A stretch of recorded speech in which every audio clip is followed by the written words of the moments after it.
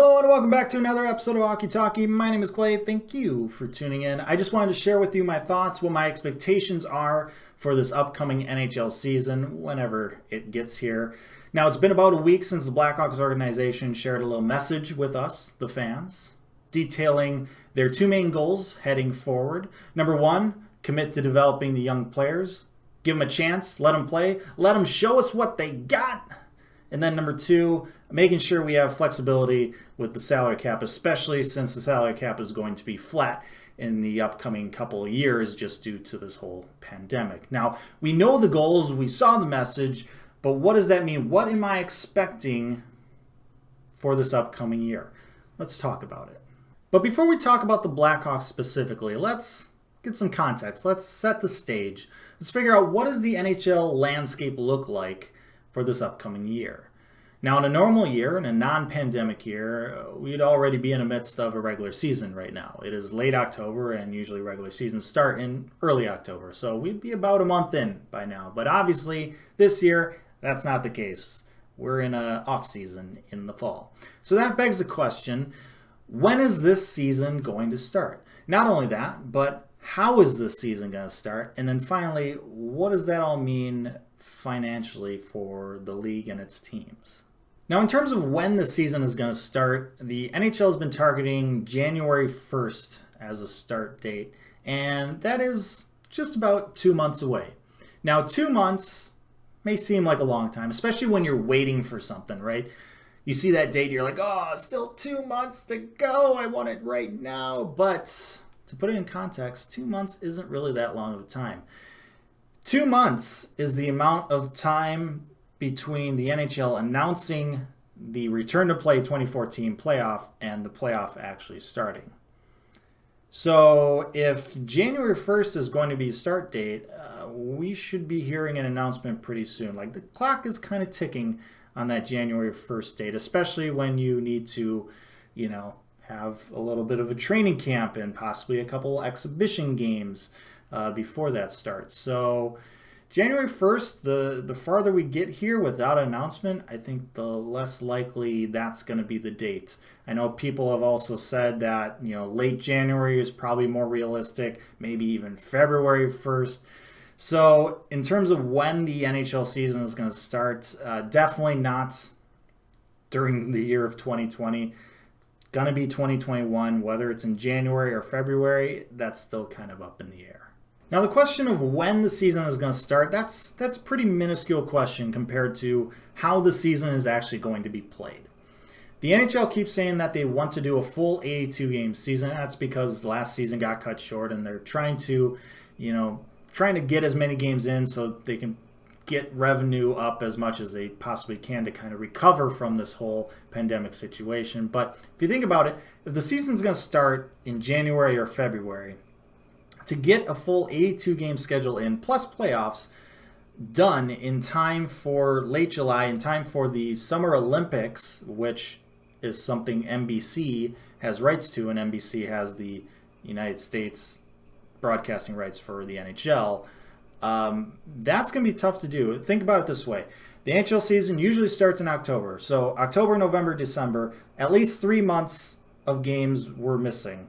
So in a normal season, when you have these 3 months being played right now, not there, still do a full 82-game season. A normal season would usually end, it usually ends in April, but playoffs, Stanley Cup ends in early June. So you got June, July, August, you're going to have to condense games. You're going to have to condense the schedule to do a full 82 games. And last time we saw a season start in January was that lockout-shortened season in 2012-2013, where they played 48 games when they started in January and then finished kind of mid-late June. So a full 82-game season, I'm not really buying it. I think there is going to be a lot greater of a chance for the season to get shortened to probably not 48 games, but probably somewhere closer to 60. With that said, how many games to play, how the schedule's going to look, it's not really that big of a problem for the NHL. It certainly has experience finding solutions for things of that nature. The league has a much larger issue that it has to deal with in terms of figuring out how to play this upcoming season, and that is the Canadian-American border, which is still closed. And with numbers rising in both the US and Canada right now, I don't see that border opening anytime soon. Now, you may wonder, well, what are other leagues doing to deal with that? Can we find a solution from there? The problem is the NHL is a little bit unique compared to the other North American professional sports leagues.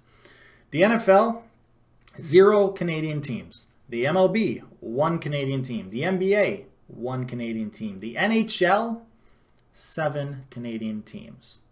It's one thing to take one team in a league of 30 to 32 teams and just put them in the country that has all the other ones. It's another thing to do it with 7. Can you find 7 locations in the US for those teams? I don't think that's the route the NHL is going to go. I don't think it's a route that the NHLPA would approve of anyhow. In my opinion, the way that the NHL is going to have to deal with this border is they're going to have to leave those 7 teams up in Canada and just have them play each other. Those 7 teams. And then split up the remaining 24 teams in, divisions of 8. I would assume that's how the math would break it down, and have those 8 teams per division, just play each other. So each division maybe only plays each other, and that's it. Because you're not going to be able to have teams from the U.S. play teams in Canada. It's just not going to work with the border, with the quarantine that would have to happen and everything. It would mess everything up. So that's a unique situation the NHL is going to have to deal with, and I'm not sure they know the solution to that yet. That's probably why we haven't heard of an announcement for the season yet, even though we're only 2 months away now from January 1st. That's a big issue that the NHL is going to have to solve for. Honestly, that's the biggest issue in my mind. So next, let's assume that the NHL has found a way to deal with the border, and all 31 teams are going to be able to play in some capacity. Some way or some other, they're going to be able to play their games. Next, the question is, financially, what does that mean? And financially, does it make sense for the NHL to play these games? Now, the NHL was able to handle doing a 24-team bubble playoff with no fans in attendance, but the league would be hard-pressed to survive an entire regular season doing that same thing, having no fans in attendance. Because the NHL, unlike other professional sports leagues, don't really have a great television contract. They get a much larger percentage of their revenue through in-game revenue, ticket sales, concession sales, yada, yada, yada, that type of stuff.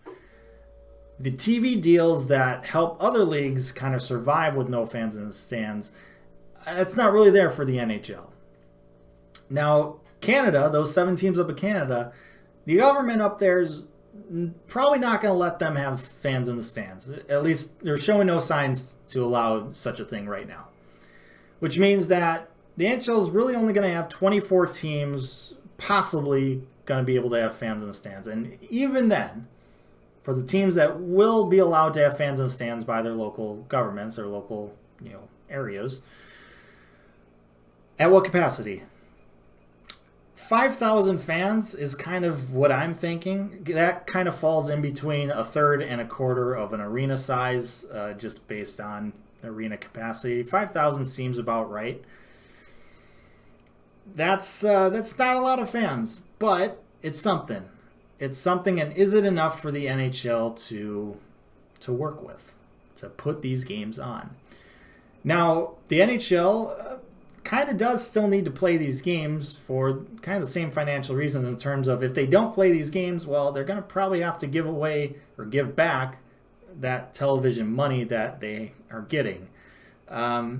So they're going to want to put on these games not only to be able to keep the TV money, but also to hopefully get some revenue from some limited ticket sales. So I guess what I'm trying to say with all of that is that there are a lot of uncertainties right now in the NHL. There's a lot of questions that need to be answered. Already we're seeing teams struggling with the flat salary cap. Just imagine how it's going to be a year or two from now when the salary cap is still the same number.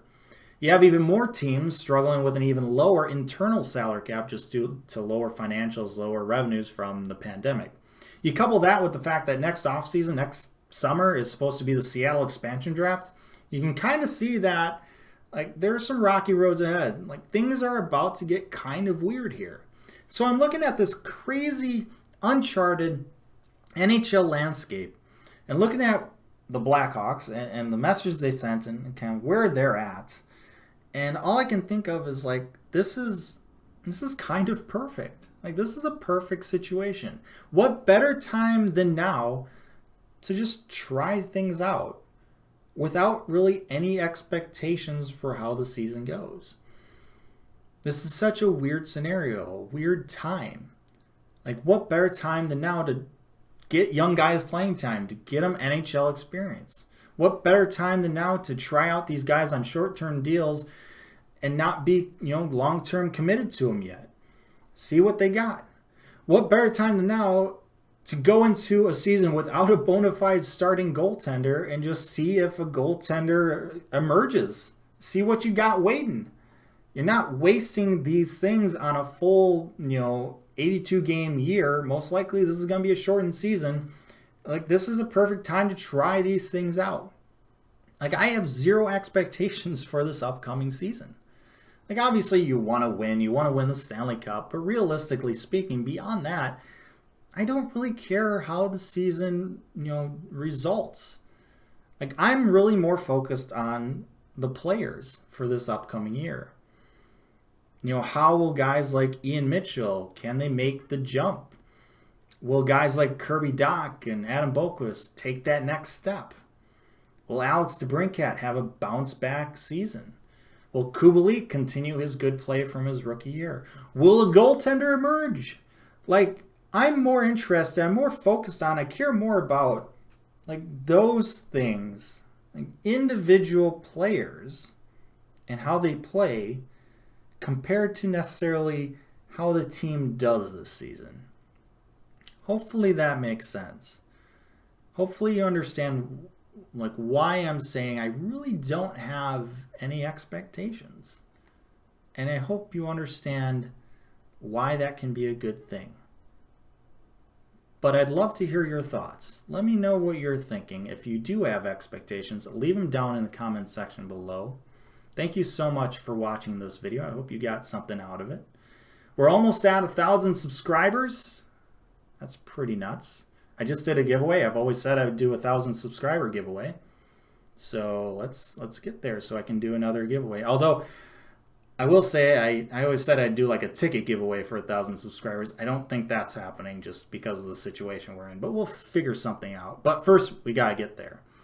Like, share, and subscribe. Appreciate that as always. But most importantly, stay safe, make good decisions, and I'll see you next time.